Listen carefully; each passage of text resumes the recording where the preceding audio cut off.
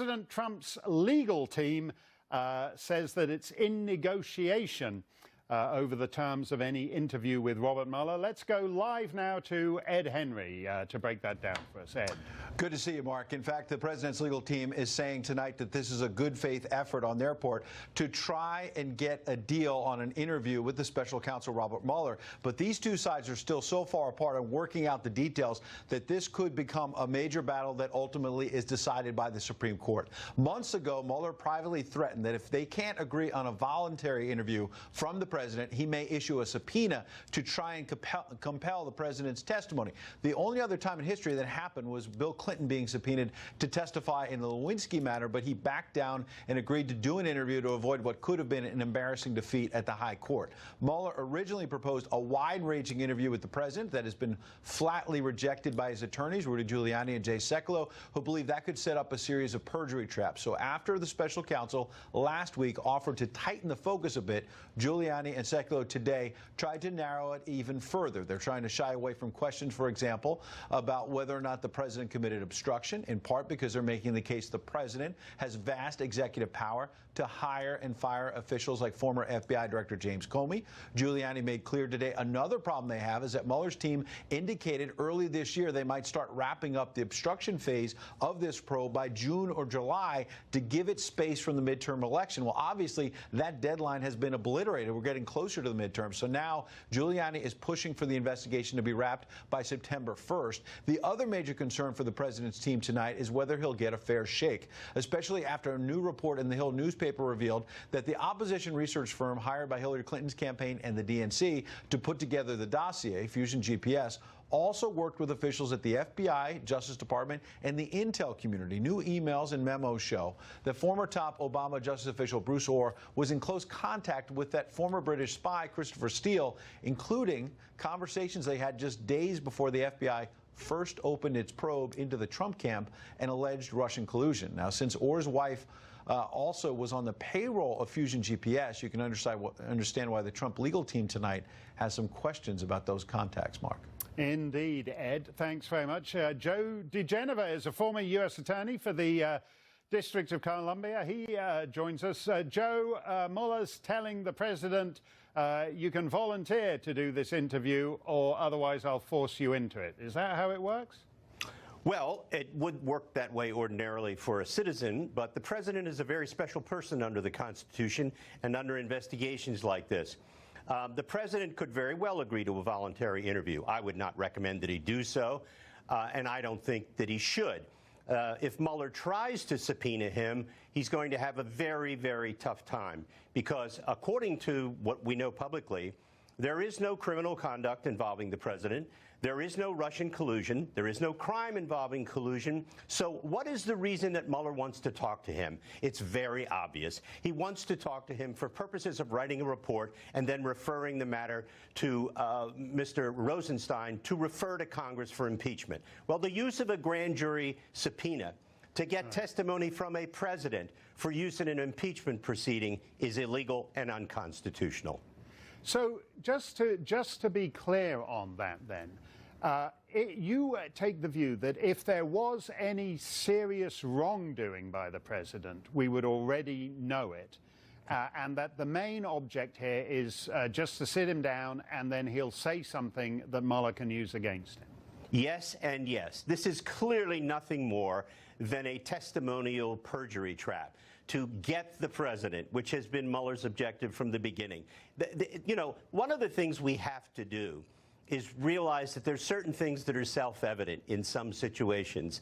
I used to say that crime has a cadence. The Russian collusion case has no cadence. There's no cadence of criminality about the president's conduct. So why does Mr. Mueller want to talk to him? The answer is he wants to try and trap him. There's no evidence whatsoever anywhere in any record, notwithstanding what Adam Schiff says, that the president has done anything wrong, nor anyone around him. In fact, all of the activity of the president's transition team, campaign team involving communications with foreigners was perfectly legal, and Mr. Mueller has never said that it isn't. Well, speaking about communications with foreigners, this business of, the assistant deputy under assistant attorney general or whatever the hell the position was, this guy is surprisingly cozy with a foreign intelligence agent called Christopher Steele. How is it that Bruce Orr, who still works for the Department of Justice, does not understand that what he was doing is wrong and unseemly with all these contacts with Christopher Steele? Because that's a different standard. What's interesting was the Obama Justice Department at the senior levels and the FBI at the senior levels was a politically corrupt two organizations. Mr. Orr was part of that. He's been demoted 3 times since they discovered his activities, when his text messages and emails were discovered. He's probably being kept on board the department as a courtesy to allow him to retire with a certain amount of time, but also he's probably been forced to cooperate with the IG investigation to testify against other people like Sally Yates and John, whatever his name was, who ran the National Security Division. Thanks a lot for that, John. That's amazing. You've been demoted 3 times, so eventually he's going to be down to janitor or whatever it is there. Dan Bongino is a former Secret Service agent and NRA TV contributor. He's also author of the book Spygate: The Attempted Sabotage of Donald J. Trump. And Dan joins us now. Would you, if you were in the president's position, would you agree to sit down with Mueller? Heck no. Why? Mark, why should he sit down with Mueller? His case is based on nothing. Mark, let's walk this through. Let's be logical for a minute. I know liberals have a difficult time with this, right? But this entire case as we know it is based on this dossier, this spurious, nonsensical dossier. Let's walk through what the FBI themselves said about the dossier. The director of the FBI said the information was salacious and unverified. The number 2 said they would have no investigation without the dossier.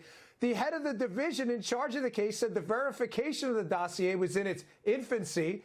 And the lead investigator in the case said there's no there. Right. Why would he sit down with this guy? This is obviously a trap. He did nothing wrong. Well, as you say, that's all logical, and I would buy that if, if somebody was trying this with Mr. Smith at the county court.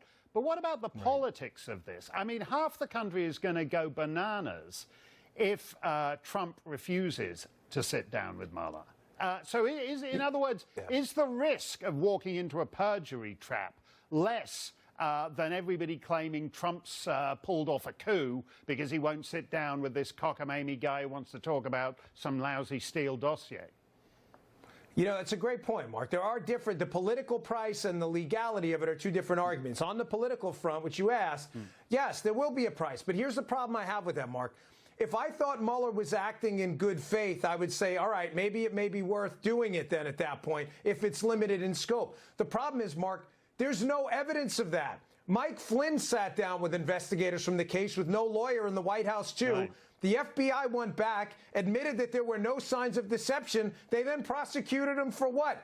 For lying to the FBI. Does that make any sense? There's no good faith effort here at all. No, and I'm absolutely opposed to this whole lying to the FBI thing. I think that's disgraceful. Dan, I do want to get this in, because despite allegedly being under Russian control, President Trump's administration has just slapped new sanctions on Russia in response to the nerve agent poisoning of a former Russian agent and his daughter in the UK. And the sanctions will kick in later this month.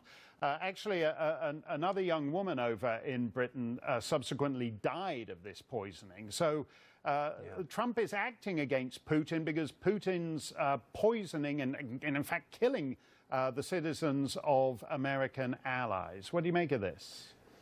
Yeah, Mark, if Trump is a Russian asset being controlled by Putin, he is certainly the worst Russian asset in the history of human intelligence gathering.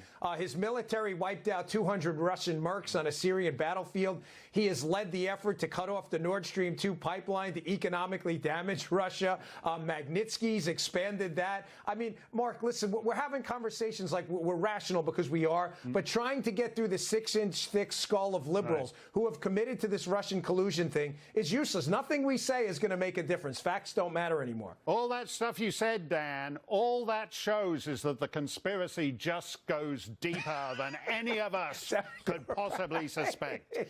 Thanks a lot, Dan Bongino. The blue